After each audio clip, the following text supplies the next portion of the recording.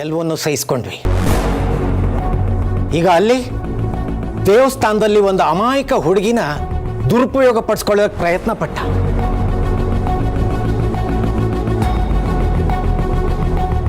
ನಲವತ್ತು ವರ್ಷದ ನಂತರ ನನ್ನ ಸ್ನೇಹಿತ ವರದಾ ಸಿಕ್ತ. ಅಂಥವನ ಮುಂದೆ ನನ್ನ ಮರ್ಯಾದೆ ಕಳ್ದ. ಇಂಥವನ್ನ ಈಗಲೂ ನನ್ನ ಮನೇಲಿ ಇಟ್ಕೊಂಡ್ರೆ ತಾಯಿ ಮೂಕಾಂಬಿಕೆ ನನ್ನನ್ನು ಕ್ಷಮಿಸಲ್ಲ. ಹೋಗ ಕೇಳು ಇವನ್ನ.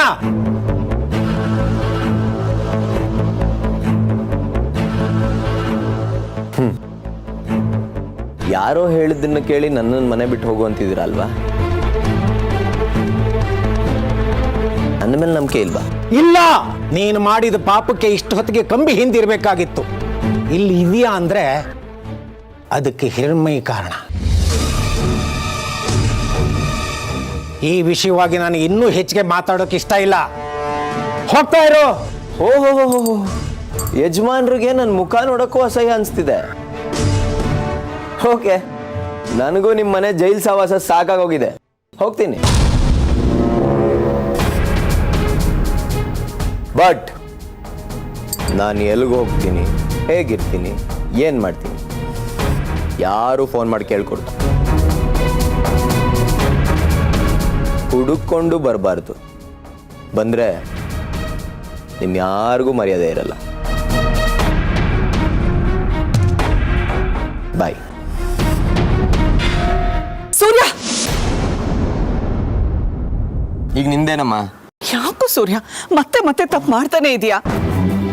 ಇನ್ಯಾವತ್ತೂ ಈ ರೀತಿ ಮಂತಿರೋ ಕೆಲಸ ಮಾಡಲ್ಲ ಅಂತ ಮಾವನ ಹತ್ರ ಕ್ಷಮೆ ಕೇಳೋ. ಕ್ಷಮೆ ಕೇಳ್ಬೇಕಾ? ನಾನು ಸುಮ್ಮನೆ ಕೆಲಸ ನೋಡೋದು. ನೀನ್ ಒಂದೇ ಒಂದ್ಸಲಿ ಕ್ಷಮೆ ಕೇಳಿದ್ರೆ ಎಲ್ಲ ಸರಿ ಹೋಗುತ್ತೆ ಕಣೋ. ಕೇಳಿ ಹೋಗೋ. ನಾನು ಕೇಳಲ್ಲಮ್ಮ. ಹೋಗ್. ಸರಿ, ಒಂದ್ ನಿಮಿಷ ಇಲ್ಲೇ ಇರು.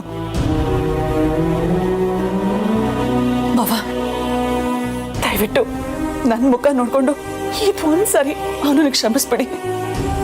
ಮತ್ತೆ ಈ ರೀತಿ ಆಗದೆ ಇರೋ ತರ ನಾನು ನೋಡ್ಕೊಳ್ತೀನಿ. ಪ್ಲೀಸ್ ಬಾವಾ.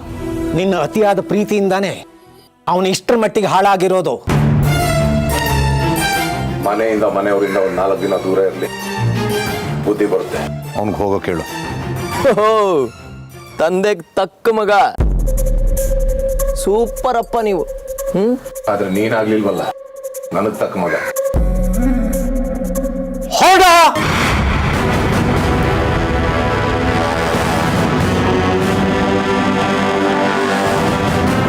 ಸೂರ್ಯ, ಸೂರ್ಯ, ಸೂರ್ಯ ನಿಂತ್ಕೊಳ್ಳೋ. ಸೂರ್ಯ,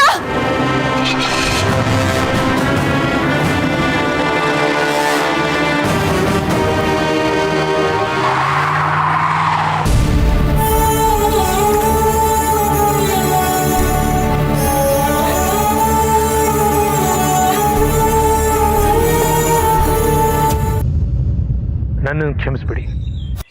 ನಿಮ್ಮನ್ನು ಅರ್ಥ ಮಾಡ್ಕೊಳ್ದೆ ನಾನು ಈ ರೀತಿ ನಡ್ಕೊಂಡ್ಬಿಟ್ಟೆ. ನಾನೇ ನಿಮ್ಮನ್ನು ಕ್ಷಮಿಸೋದು? ಯಾವಾಗ ನೀವು ನಿಮ್ಮ ತಪ್ಪನ್ನು ಒಪ್ಕೊಂಡ್ಬಿಟ್ರೋ ಆಗಲೇ ಆ ತಾಯಿ ಮೂಕಾಂಬಿಕೆನೇ ನಿಮ್ಮನ್ನು ಕ್ಷಮಿಸ್ಬಿಟ್ಟಿರ್ತಾಳೆ. ನಿಮ್ಮ ದೊಡ್ಡ ಗುಣನ ಅರ್ಥ ಮಾಡ್ಕೋಬೇಕಾಗಿತ್ತು. ನಾನು ತುಂಬ ದೊಡ್ಡ ತಪ್ಪು ಮಾಡಿಬಿಟ್ಟೆ. ಪ್ರಾಯಶ್ಚಿತ್ತನ ಮಾಡ್ಕೊಳ್ಳೋದಕ್ಕೆ ನನಗೊಂದೇ ಒಂದು ಅವಕಾಶ ಕೊಡಿ. ನಾಳಿನ ಉತ್ಸವ ನೀವು ಹೇಳ್ದಾಗೆ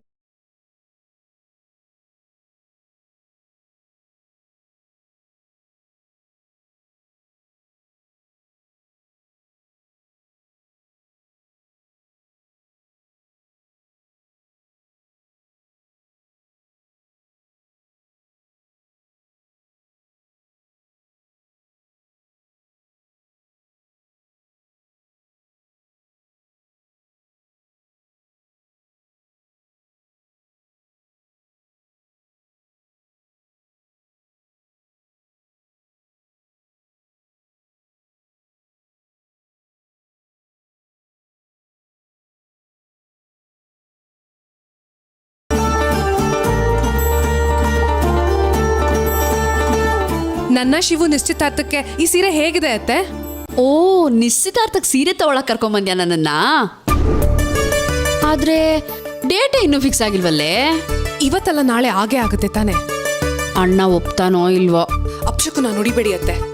ಅಪ್ಪ ಇವತ್ತು ರಾತ್ರಿ ಊಟ ಕೂತಾಗ ನಾಳೆ ಬೆಳಿಗ್ಗೆನೆ ನನ್ನ ನಿಶ್ಚಿತಾರ್ಥ ಅನ್ಬೋದು, ಅಥವಾ ನಾಡಿದ್ದು ಅನ್ಬೋದು. ನಾನ್ ಸೀರೆ ಎಲ್ಲ ರೆಡಿ ಮಾಡ್ಕೊಂಡಿರ್ಬೇಕು ಅಲ್ವಾ? ಹೌದೌದು. ಅರ್ಜೆಂಟಲ್ಲಿ ಯಾವ್ದಾದ್ರು ಸೀರೆ ತಗೋಬೇಡ. ತಗೋತಾ ಇದ್ಯಾ? ಚೆನ್ನಾಗಿರದೆ ತಗೋ. ಆ ಸೀರೆ ತೋರಿಸಿ.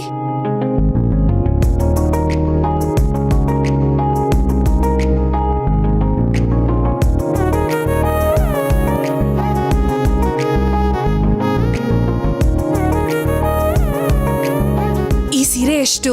ಇದು ಆಲ್ರೆಡಿ ಬೇರೆಯವ್ರು ತಗೊಂಡಿದ್ದಾರೆ.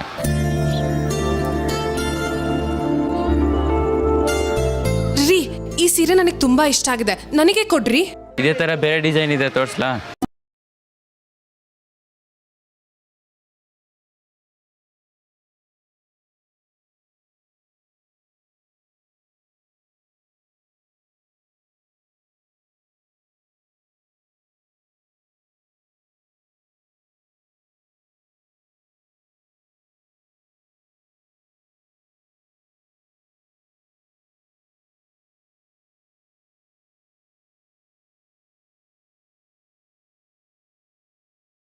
ಅದಕ್ಕಿಂತ ಈ ಸೀರೆ ನೋಡಿ ಎಷ್ಟು ಚೆನ್ನಾಗಿದೆ. ಹೌದಲ್ವಾ?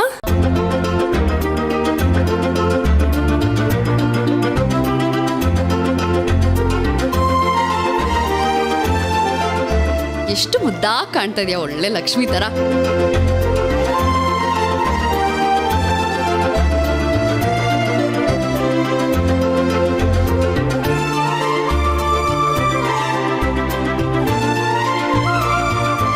ತಗೊಳ್ರಿ, ಈ ಸೀರೆ ನೀವೇ ಇಟ್ಕೊಳ್ಳಿ. ಅದ್ಯಾರಿಗೋ ಕೊಡ್ಬೇಕು ಅಂದ್ರಲ್ಲ, ಅವ್ರಿಗೆ ಕೊಡಿ. ಈ ಸೀರೆ ಬಿಲ್ ಎಷ್ಟು? ಇದಕ್ಕೆ ಬಿಲ್ ಹಾಕಿ.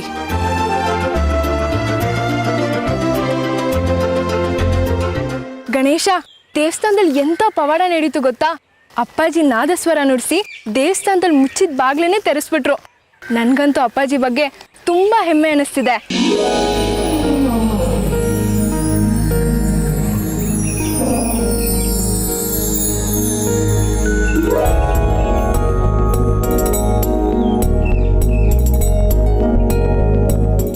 ಏನೋ ಇದು? ಸರಿ, ಪ್ರಿಯೆ, ಕತ್ತಲಾದ ಬಾಳಬಾಣಿಗೆ ಬೆಳಕಾಗಿ ನೀ ಬಾ.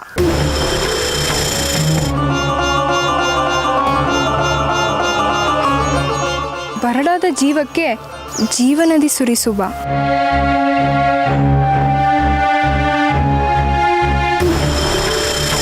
ಹುಟ್ಟುವ 100 ಜನ್ಮ ನಿನಗಾಗಿ ಬರೆದಿಡುವೆ.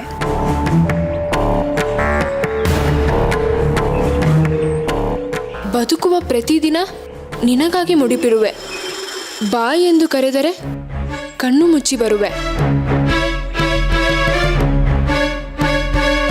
ಕೊಡು ಎಂದು ಕೇಳಿದರೆ ಪ್ರಾಣವನ್ನೇ ಕೊಡುವೆ. ಇದು ಬರೀ ಬೊಗಳೆಯಲ್ಲ ಗೆಳತಿ, ಹೃದಯದ ಮಾತು.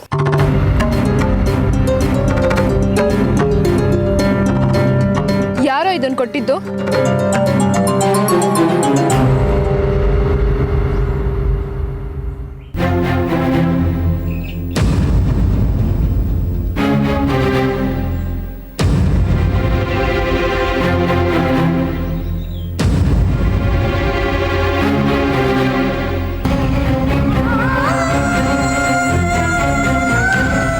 ಯಾಕ್ರಿ ನನ್ನ ಈ ರೀತಿ ಕಾಡ್ತಿದ್ದೀರಾ?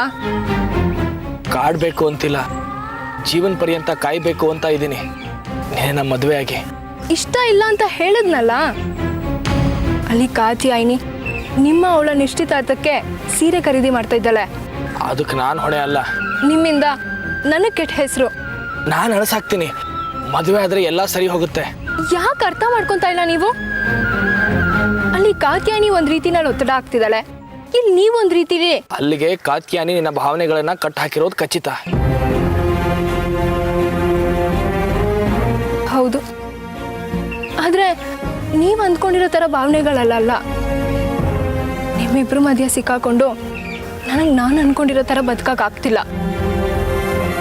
ನೀವ್ ನನ್ನ ಹಿಂದೆ ಬರಲ್ಲ, ಮಾತಾಡಲ್ಲ, ನಾನು ಒಪ್ಪಿಗೆ ಇಲ್ದೆ ಮದ್ವೆ ಆಗಲ್ಲ ಅಂತ ಹೇಳಿದ್ರಿ ತಾನೆ? ಹೇಳಿದ್ದೆ. ಹೇಳಿದ ತರ ಯಾಕೆ ನಡ್ಕೊಂತಿಲ್ಲ? ಯಾಕಂದ್ರೆ ಆ ಲೋಫರ್ ಸೂರ್ಯಂತ್ರ ಇನ್ಯಾವನೋ ನಿನ್ನ ಕೆಟ್ಟ ದೃಷ್ಟಿಲಿ ನೋಡಬಾರ್ದು ಅಂತ. ಒಂಟಿ ಹೆಣ್ಣು ಅಂದ್ರೆ ಎಲ್ಲರೂ ಸದರ ತಗೋತಾರೆ. ಈಗ ನೀವ್ ಮಾಡ್ತಾ ಇರೋದು ಅದನ್ನೇ. ಅವತ್ತಿಂದ ಹೇಳ್ತಾ ಇದ್ದೀನಿ, ನನಗೆ ನಿಮ್ಮ ಮೇಲೆ ಪ್ರೀತಿ ಇಲ್ಲ, ನನ್ನ ಹತ್ರ ಬರೋ ಪ್ರಯತ್ನ ಮಾಡಬೇಡಿ ಅಂತ. ಮತ್ತೆ ಮತ್ತೆ ಬಂದು ನನ್ನ ಈ ರೀತಿ ಕಾಡ್ತಿರಲ್ಲ. ನನ್ಗೆ ಹೇಳೋರು ಕೇಳೋರು ಇದ್ದಿದ್ರೆ ನೀವ್ ಈ ರೀತಿ ನಡ್ಕೋತಿದ್ರಾ?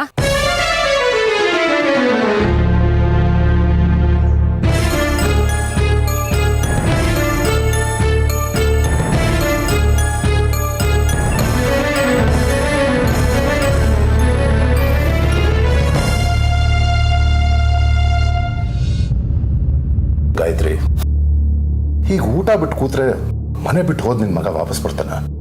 ನನ್ ಪ್ರಾಣ ಅಂತ ಹೋಗುತ್ತಲ್ಲ. ಗಾಯತ್ರಿ, ಜೀವನನೇ ಬೇಡ ಅನ್ಸ್ಬಿಟ್ಟಿದೆ. ಸೂರ್ಯ ಒಬ್ನೇ ಅಲ್ಲ ನಿನ್ ಮಗ, ಮಿಕ್ಕವರು ಇದ್ದಾರೆ. ಅವ್ರ ಬಗ್ಗೆನೂ ಸ್ವಲ್ಪ ಯೋಚನೆ ಮಾಡು. ನೀವಿದ್ದೀರಲ್ಲ ಎಲ್ರ ಬಗ್ಗೆ ಯೋಚನೆ ಮಾಡೋದಕ್ಕೆ. ನನ್ನ ಮಗನ ಬಗ್ಗೆ ಯೋಚನೆ ಮಾಡೋದಕ್ಕೆ ನಾನೊಬ್ಳೇ ಇರೋದು. ಗಾಯತ್ರಿ, ನೀನ್ ಈ ರೀತಿ ಮಾತಾಡ್ತಿರೋದು ಸರಿನಾ ಅಂತ ಸ್ವಲ್ಪ ಯೋಚನೆ ಮಾಡು. ತಪ್ಪು, ನನಗೆ ಗೊತ್ತು. ನಾನ್ ಮಾತಾಡ್ತಿರೋದು ತಪ್ಪು, ನಮ್ಮ ಮಗ ನಡ್ಕೊಳ್ತಿರೋ ರೀತಿನೂ ತಪ್ಪು, ಎಲ್ಲ ನನಗೆ ಗೊತ್ತು. ಆದ್ರೆ ಎಲ್ಲ ಬೆರಳು ಸಮನಾಗಿರಲ್ಲ ಅಲ್ವಾ? ಹಾಗೆ ಈ ಒಬ್ಬ ಮಗನು ಹೀಗೆ ಅಂತ ತಿಳ್ಕೊಂಡು ನಾವೇ ಸಹಿಸ್ಕೊಂಡು ಹೋದ್ರೆ ಆಗಲ್ವಾ? ಎಷ್ಟು ದಿನ, ಎಷ್ಟು ವರ್ಷ ಅಂತ ಇವನು ಸಹಿಸ್ಕೊಂಡು ಹೋಗೋದು?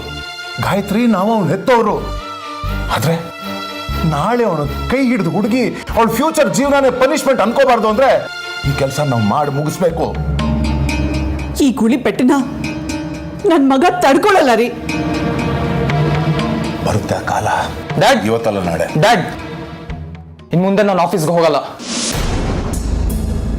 ಯಾಕೋ? ಡಿಸ್ಗಸ್ಟಿಂಗ್ ಡ್ಯಾಡ್, ಅಸಹ್ಯ ಅನಿಸ್ತಿದೆ ನನಗೆ. ಸೂರ್ಯ ಆಫೀಸ್ ಗೆಸ್ಟ್ ರೂಮಲ್ಲಿ ಸ್ಟೇ ಆಗಿದ್ದಾನೆ. ಹೌದಾ? ಹುಷಾರಾಗಿದ್ದಾನ? ಟೈಮ್ಗೆ ಊಟ ತಿಂಡಿ ಎಲ್ಲ ಮಾಡ್ತಿದ್ದಾನ? ಮನೆ ಬಿಟ್ಟು ಆಚೆ ಕಳ್ಸಿದ್ವಿ ಅಂತ ಡಿಪ್ರೆಸ್ ಏನೂ ಆಗಿಲ್ಲ ತಾನೆ? ಬಿಂದಾಸ್ ಆಗಿದ್ದಾನೆ. ಅವನೊಬ್ನೇ ಅಲ್ಲ ಇರೋದು. ಮತ್ತೆ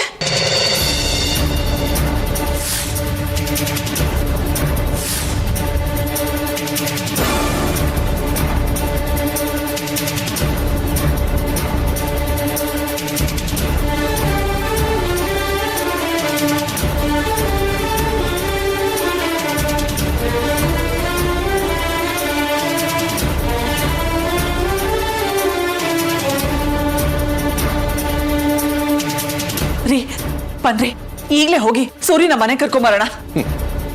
ಅಂತ ಮಗನ್ನ ಮನೆ ಕರ್ಕೊಂಡ್ ಬರೋಕ್ ಹೋಗಿ ನಮ್ಮಪ್ಪನ ನಿರ್ಧಾರಕ್ಕೆ ಅವಮಾನ ಮಾಡ್ಲಾ?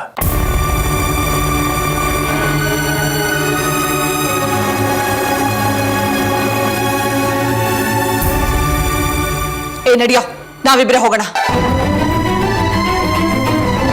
ಈ ಮನೆಯಲ್ಲಿ ನನ್ ಮಾತು ಯಾರು ಕೇಳಲಿ ಬಿಡ್ಲಿ, ನನ್ ಮಗ ಕೇಳ್ತಾನೆ. ನಾನು ಅವನ ಹತ್ರ ಮಾತಾಡ್ತೀನಿ. ಸರಿ ದಾರಿಗೆ ಬಾ ಅಂತ ಕೈ ಮುಗಿದು ಕೇಳ್ಕೊಳ್ತೀನಿ. ನಡಿಯೋ, ಹೋಗೋಣ.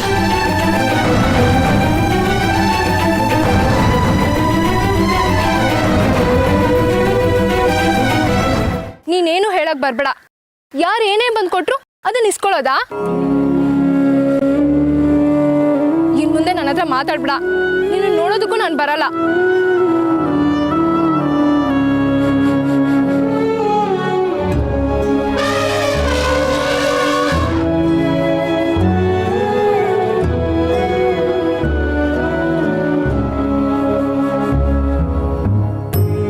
ದಾರಿ ಬಿಡು.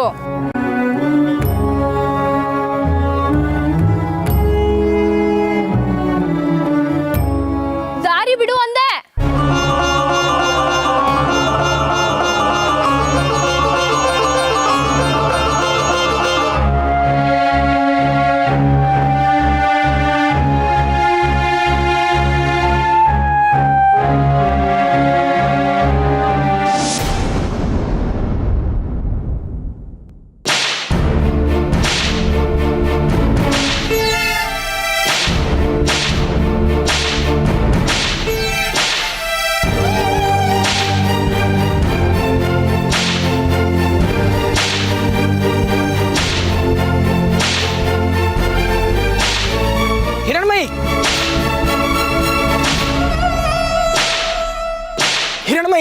ಹಿರಣ್ಮಯಿ ಬಿಡು, ಯಾಕೆ ಹೊಡಿತಾ ಇದೀಯಾ?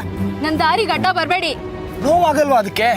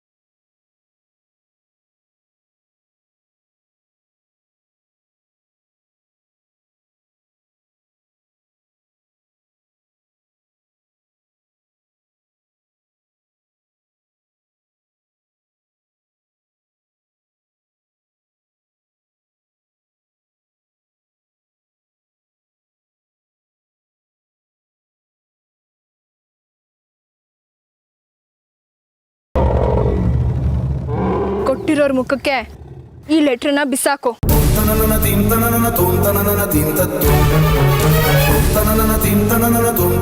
ತೀನ್